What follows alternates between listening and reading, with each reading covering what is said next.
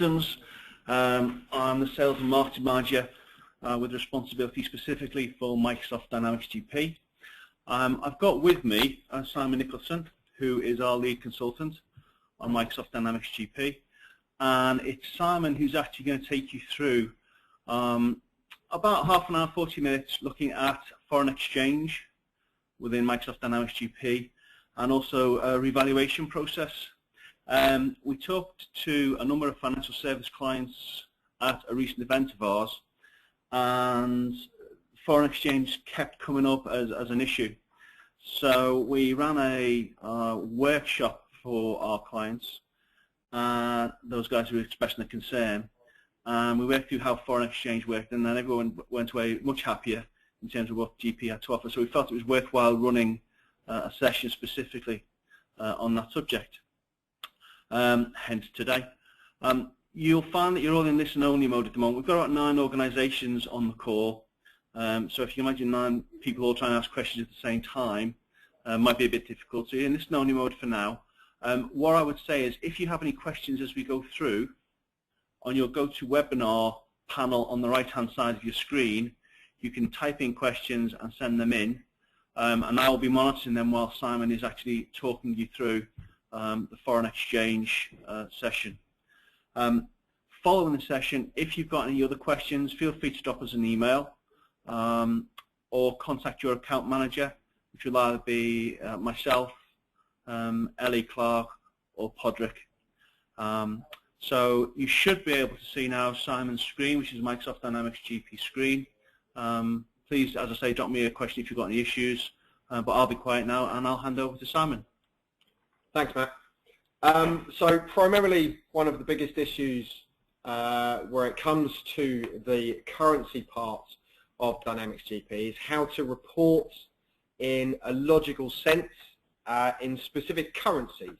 Now, obviously within GP you have your functional currency, which all transactions get translated to, but then you can also have multiple different currencies set up with exchange rates and exchange rate types, which will calculate as well when you put them through on transactions. Now, this in itself is relatively straightforward, but where the problem lies is then how to report on that logically. So one of the biggest problems is, for argument's sake, is nowadays lots and lots of companies have branches in the UK, in the Far East, in the United States, and what they'd like to be able to do is report on any currency that they have set up in the system.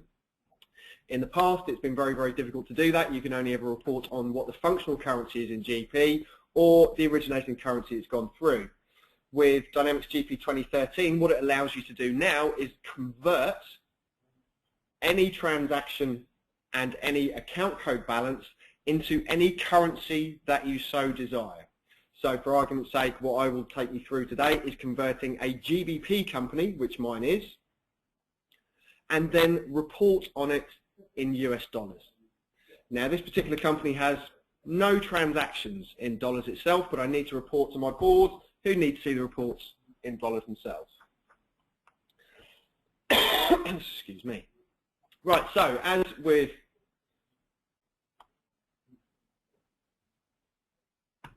the multi-currency aspect, we have the currencies, and I'm dealing with GBP and USD. Now, there's no limit on how many currencies you can have set up in the system, and they are set up at a system level, so maintaining exchange rates, so on and so forth, is a single entry, as opposed to having to do it in company-by-company basis. So, my demo company has got a functional currency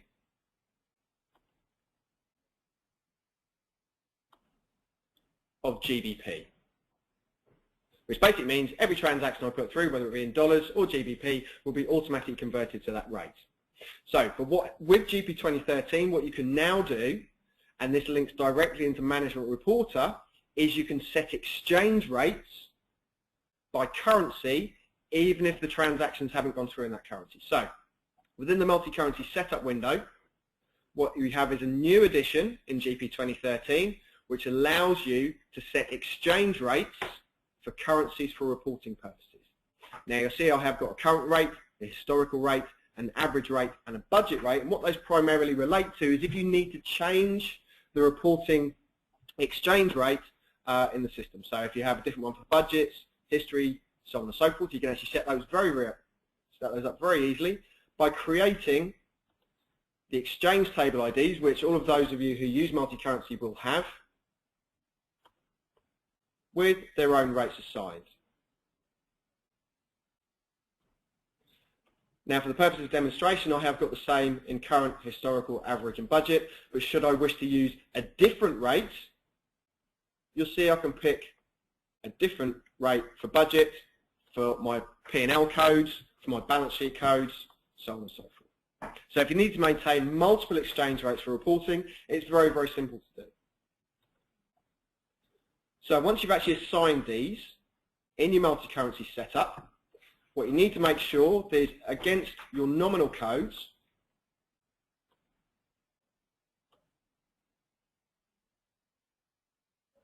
you have got a currency assigned, or the easiest thing to do is to mass update your ranges of codes. I'll do all codes for argument's sake. So if you want to do your balance sheet or certain ranges of P&L, you could do. So you can update your currencies and use the currency translation to use whether you want to use the average rate, the current rate, or the historical rate. And which one you choose there will determine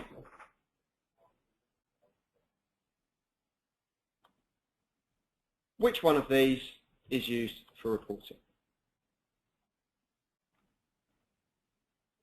Now, with regard to that, excuse me, those of you who are using FRX or used FRX in the past, FRX had its own set of currency translation tables which you had to maintain completely independently of GP, and it could be quite difficult to actually do multiple currency reporting. So the benefit with Management Reporter now, that will feed directly from your multi-currency setup within GP. So I have Management Reporter open, and you'll see I have a trial balance which is literally just a list of all my nominal codes,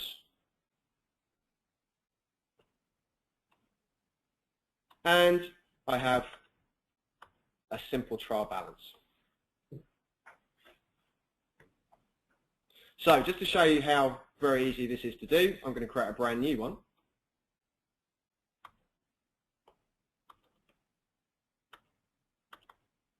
With some amounts.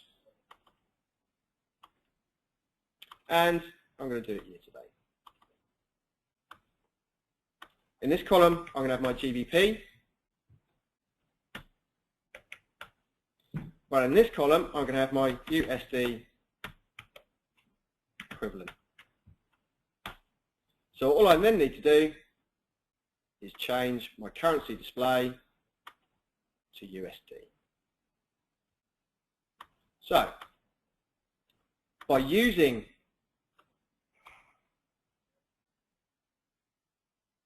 that, I can generate my report.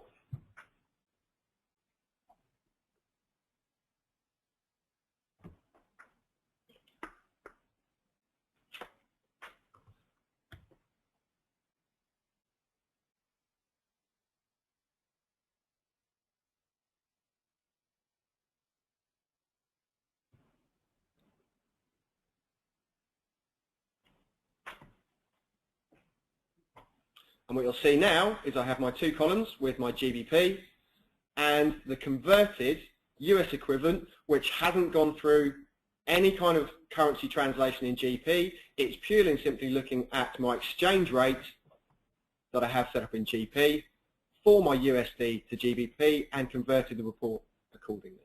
And you'll see that's gone across the board. So I have no transactions gone through in USD, but for reporting purposes, it's actually showing me. The benefit to that is you could have multiple companies set up in GP, one for argument's sake in euros, one in Australian dollars, one in US dollars, one in yen, and you could very, very simply create consolidated reporting in a single currency. So just to show you, here's one I prepared earlier. I have got two companies. I've got my UK company, which is linked into a reporting tree, and I have got my subsidiary company. Now both these companies, as I showed you earlier on, are GBP functional currency, and they only have transactions that have gone through in GBP.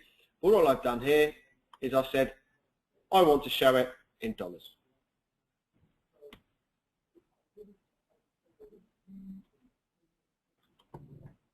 So in generating this report,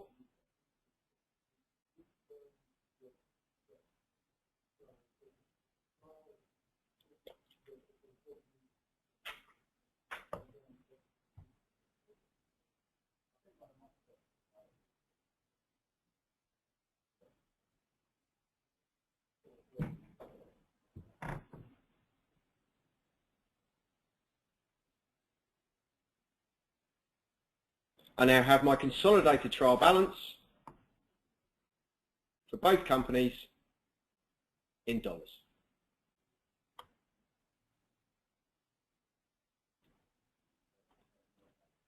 And that is it. It's a very, very simple and easy way to produce consolidated reporting in multi-currency where you haven't actually put through the transactions in that originating currency. Does anyone have any questions?